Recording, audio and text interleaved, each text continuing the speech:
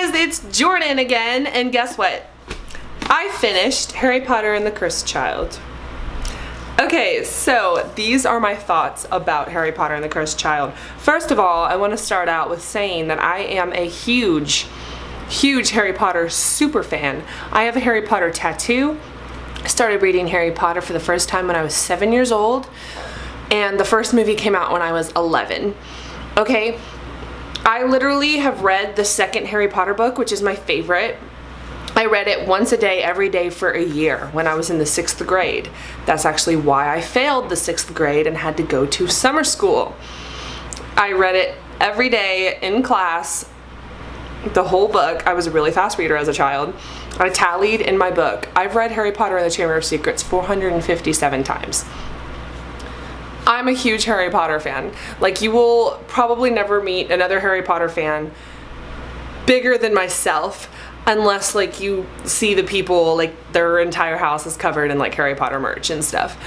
I'm not that rich. I don't have the money for that, but if I could, I would completely have like a house of my own with like Harry Potter stuff on every corner. And I have never gone to Harry Potter World in Orlando or in Los Angeles, because they built one in there now. I want to go to the Los Angeles film tour of it, like not Los Angeles, London. Oh my god, Harry Potter is my life. Like, take my love for Fall Out Boy, multiply it by about 200, and that's my love for Harry Potter. Harry Potter is literally everything to me. So of course I had to get this. Okay, I know a lot of people that are hesitant to read it because it is in play form, but it's not really in play form because I've seen plenty of plays, and there's no blocking, there's no like saying like how the sets look and everything, because if you're reading this, you should have already read the other 7 books and seen the movies and all that, and you should know what things look like. So they don't take very much time telling what things look like. Like they'll give see, it says Act 1, Scene 1, okay, and then it says King's Cross. We should know what that looks like because of the movies and everything. And so it says, it gives like tiny little bits of information, but most of it is like it has the name and then it has the dialogue. So it's very, very easy to read. This book is about a little over 300 pages, and it took me like 2 hours to read because it's so quick. Okay, now is the time for spoilers. If you don't care or you haven't read it yet, I'd suggest to turn it off because I'm going to give some major spoilers. Starting now. Okay, I need some serious help picking a favorite character because Delphi was my favorite character and I loved her, probably because they said she had blue hair, and I was like, yeah, that's my girl, you know, and I was like, she's awesome. And so I was hanging out with her for a while, and then it turns out that she's Voldemort's daughter, and I was like, alright. I was like, I always pick the bad ones. Like, it's so funny. But I loved her. And then it turns out that she is actually the daughter of Voldemort and Bellatrix Lestrange. I screamed. I don't know if you follow me on Twitter, but I posted, like, I'm shouting, like, the top of whatever page. Oh my god. But, like, back in the day, Voldemort and Bellatrix were kind of like one of my OTPs, which is another reason why I'm pretty fucked up. But, yeah, so, after it turned out that she was Voldemort's daughter, I still liked her because of what she was doing, and like I understood where she was coming from, you know what I'm saying? Like what she did, why she was going back in time trying to meet her father and trying to make him proud, probably because I myself have daddy issues, you know what I'm saying? But I don't know, I just really connected with Delphi. So she is my favorite character. But besides Delphi, aka Delphini, she has 2 different names, but like one's a nickname, but Scorpius. Let's talk about Scorpius. He is so freaking cute. I can't even. I never liked Draco, I will be honest. Don't hate me for that, but I just never liked Draco. Reading the first series, my favorite character was Hermione because I was most like her, because I always was an overachiever and I was a book nerd and I was a dork and I had really curly hair that like wasn't allowed to straighten, and I had like big front teeth, and I was just like Hermione. And so Hermione was my favorite character growing up, and I just hated how Draco called her a mudblood, so I just hated Draco. Like, I just couldn't stand him. But his son Scorpius is a literal baby angel. I love Scorpius so freaking much. I can't even stress how much I love Scorpius. He is a complete opposite of his dad. He is so sweet, and like friendship is everything to him, and he is just such a cutie, and he says the funniest things, and he's like, I realized he's like a mini Hermione because he's a nerd and he knows things that most people don't. Everyone turns to Scorpius when they have a question, and at one point Scorpius and Hermione answer something at the same time, and Ron's like, oh my god, there's two of them. It's so funny. So yeah, that's probably why Scorpius is my favorite. But okay, thoughts about the book. I loved it. I really, really loved it. Like, I know a lot of people might not like it. They might not want to read it because they might not want to know what happens.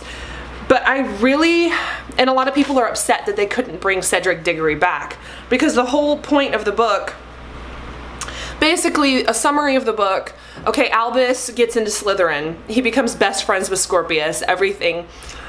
Albus feels like crap for not being a Gryffindor, for not being like the rest of his family, because his older brother is also in Gryffindor, and his family is in Gryffindor, and he just feels so alone, you know, and so he starts to rebel against his family.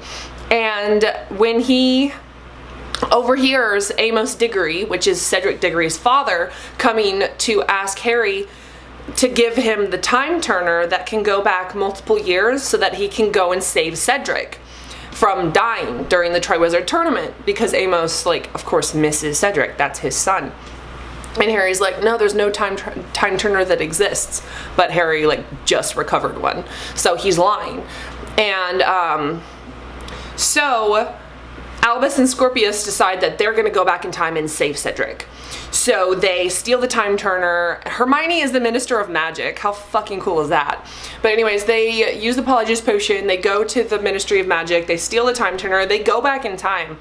In doing so, they create ripples that fuck everything up. Like, to the point where Ron and Hermione aren't even married when they come back to the present. Ron's married to, I think, Padma, and they have a son. And Hermione is a teacher at Hogwarts, and it's basically like they keep going back in time to try to save Cedric, but in time, like, they keep making ripples and completely changing the future.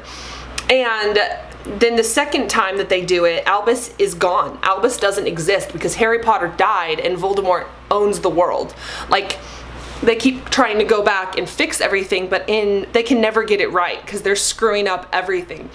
Scorpius sees this world that Voldemort owns, and Umbridge is she's the headmaster of Hogwarts, and Voldemort's still alive and well. They torture mudbloods underneath Hogwarts. It's like the most fucked up thing. And so Scorpius is popular in that world, and he's not popular in real life. So I was like, oh no, I really hope Scorpius doesn't stay there because he wants popularity, but he is a better person than that.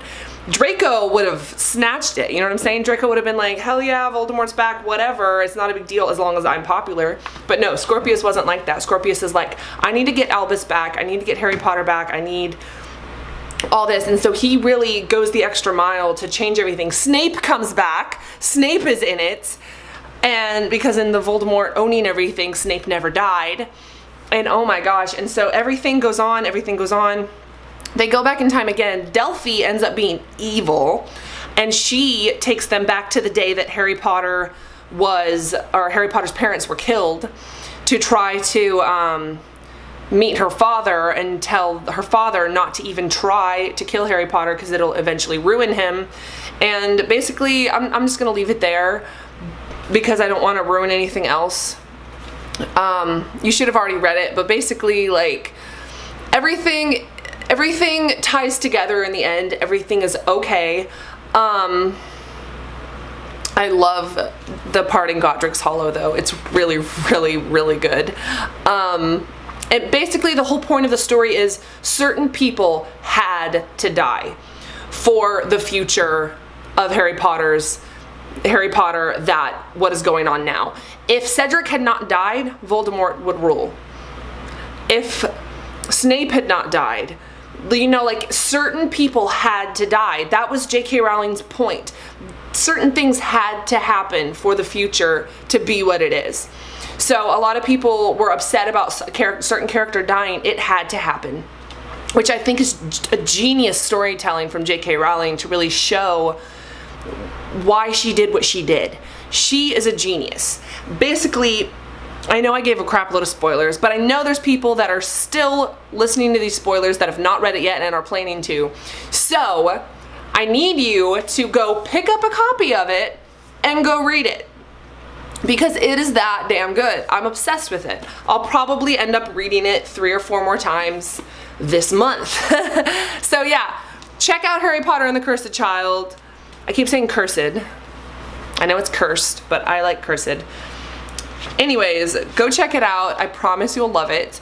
Follow me on Instagram, follow me on Twitter. Make sure you push that subscribe button if you like my content, or if you're just a Harry Potter fan, give this a thumbs up.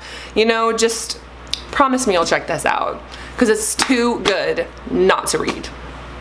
All right, thanks guys for watching. Love ya, bye.